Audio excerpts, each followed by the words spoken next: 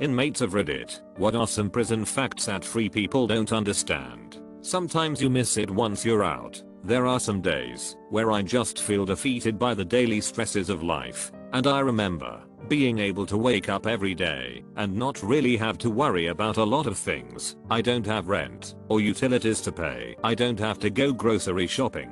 I don't have to do yard work. I don't have to keep the schedule of places to be and worry about making sure I have enough time to get from place to place or anything. It was a weird kind of freedom while being extremely unfree. I'll take a different angle on this instead of the usual horror stories. As violent and crazy as it was, there were a lot of good parts too. As someone that has had a pretty chaotic life, having a secure day-to-day life, employment and lots of trusted friends around me for a few years was really nice. There's a certain level of comfort that comes with being surrounded by murderers that you're actually friends with. New inmates come and go, but you're tucked away in the long-term unit where there's a 3-month waiting list to even apply to transfer in. It really was a very peaceful experience for me. I was in a female prison, so my experiences are different. A lot of people engaged in intimate activities, and it was weirdly casual in a weird way, between guards and inmates and other inmates. A lot of girls had boyfriends or husbands on the outside, but would blow a guard for extra commissary or finger each other because you were bored standing in line. This seriously happened. Gay for the stay is surprisingly accurate. Good sanitary products were like gold for us. You know the common trope in prison is cigarettes are currency. It was like that with good tampons and pads. Someone smuggled in a box of diapers, IDK how, and she was like a queen for the week, because they could be used as makeshift pads. A lot of us sync up as well, so you could hoard some good stuff and wait for the right week to sell. Some people's lives are ruined by going to prison in many different ways. We had an 18-year-old girl come in, straight A student, super smart, super nice, very innocent good girl type. By the time I left about a year later she was someone's B. Tatted up like crazy. Was known for being able to get certain illegal substances. It was depressing seeing the downward spiral. Prison destroyed this girl, and there's hundreds of stories like this. Honestly, it's not always so bad. These days there are so many drug addicts and low security prisons that they sometimes group them together in the same blocks. I was one of them, and everyone was respectful and friendly. When I got there I was in full opiate withdrawal and my cellmates gave me food and comfort to help me get through it. This is not always the case, for sure, but I've dealt with worse people on the outside than when I was locked up.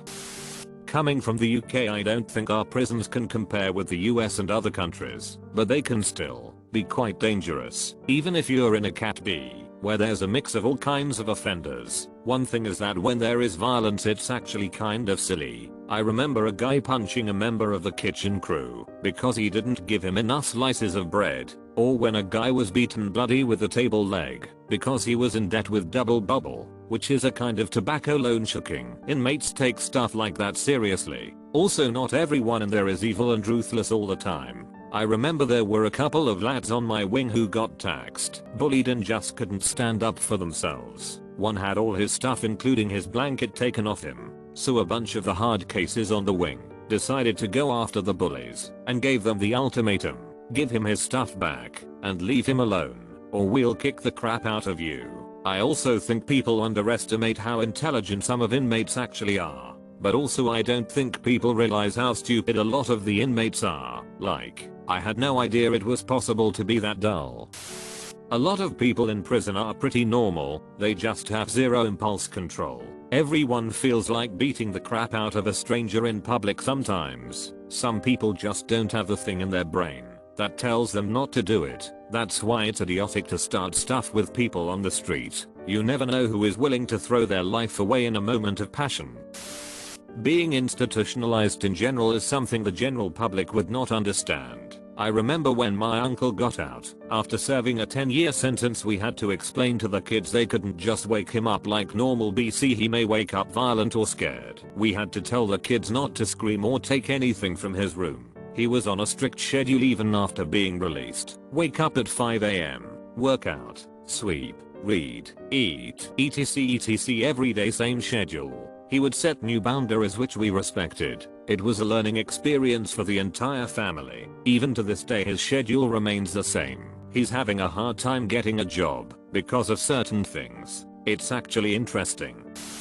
I worked a short time in a jail. Here's an interesting story. A man in his late 30s was doing jail time due to not paying child support. This guy had worked in an auto plant for years and was laid off. He didn't have any other skills and was struggling to find another job. Don't get me wrong, I strongly believe in paying child support, but this guy was in a jam. If I remember right, one of the first things they do is take your driver's license for non-payment. Of course this makes it even tougher. Anyway, it's this guy's first night in jail. He's never been in any kind of trouble before. He's in a cell with 2 other guys. One of the guys accuses the other one of eating his snack, a bear claw. They get into a scuffle, but things finally settle down. The guy wakes up in the middle of the night. His cellmate was attacking the bear claw thief, eventually stabbing him to death. There was blood everywhere. I can't imagine the trauma this guy went through having witnessed this his very first night ever in jail. Just the look of fear in his eyes talking to him about what happened is something I won't forget. Another inmate later admitted to eating the guy's bear claw.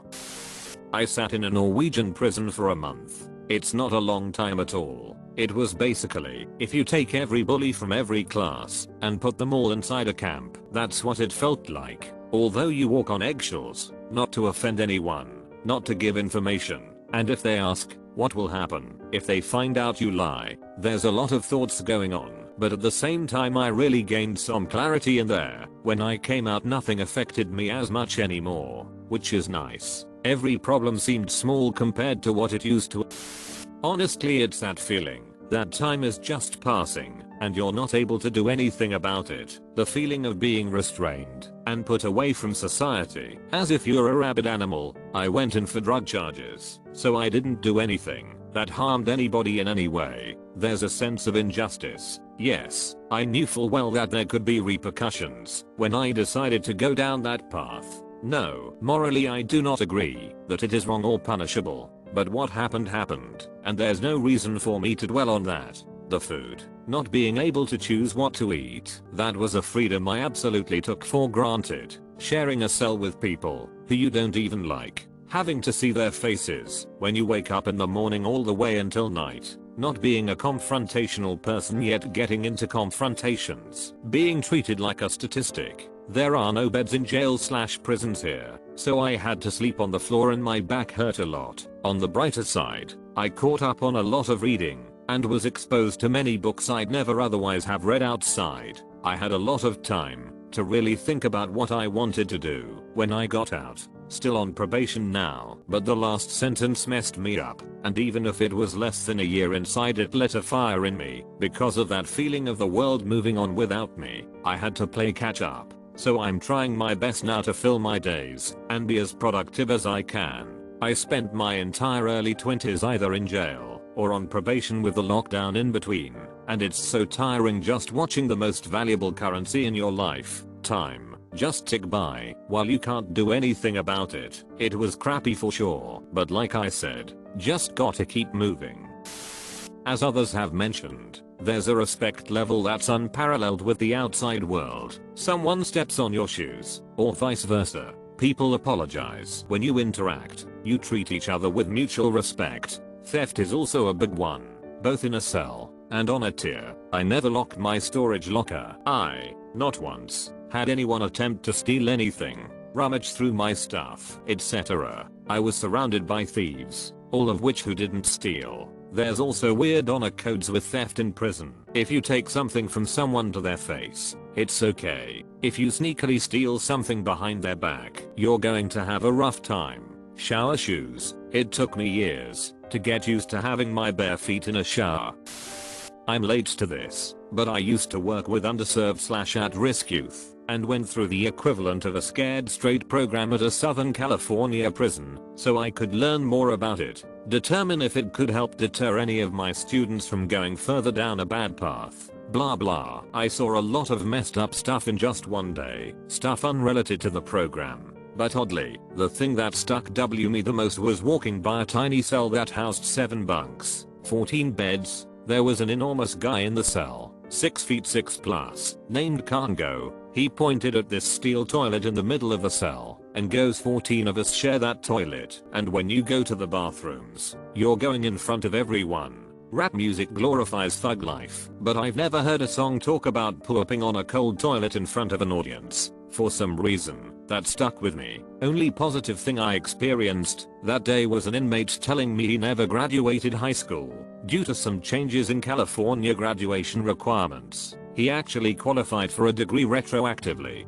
He just needed to write a letter to his former school district. No one told him he still had a lot of years left on his sentence, but due to our random run-in each other, he'll at least have his diploma when he gets out.